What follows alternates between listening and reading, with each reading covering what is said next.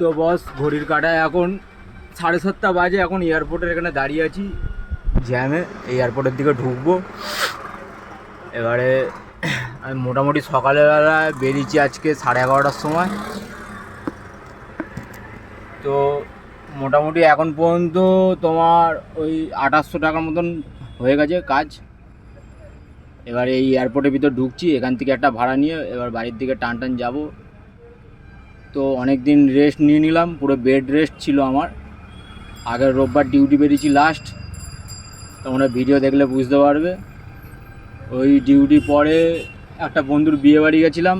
ওই বিয়ে বাড়িতে গিয়ে মোটামুটি বিয়ে বাড়ি কাটিয়ে পুরো আমাকে বেড রেস্ট করিয়ে দিয়েছিল। মোটামুটি দেখো কপালের এখানে গেছে, ঠিক আছে। পায়ের এখানটা দেখতে পারে, দেখো পায়ের এখানটা দেখো কি অবস্থা।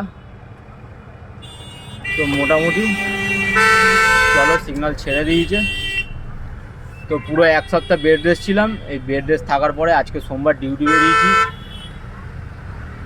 তোমার এখনও পর্যন্ত হয়ে গেছে, উবেরে মেরেছি তোমার 1300 টাকা মতন। আর এদিকে তোমার ইতিসাথীতে মেরেছি হচ্ছে 1400 টাকা। আর একটা র্যাপিডোতে ভাড়া মেরেছি 300 টাকা। ব্যাস, এই পর্যন্তই শেষ। তো চলো এখন এয়ারপোর্টের ভিতর দিয়ে পিক আপ করি, তারপরে দেখি কোথায় কি ভাড়া ঢোকে না ঢোকে।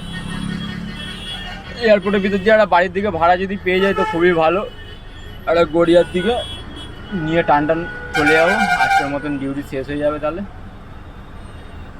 তো চলো, টাটা।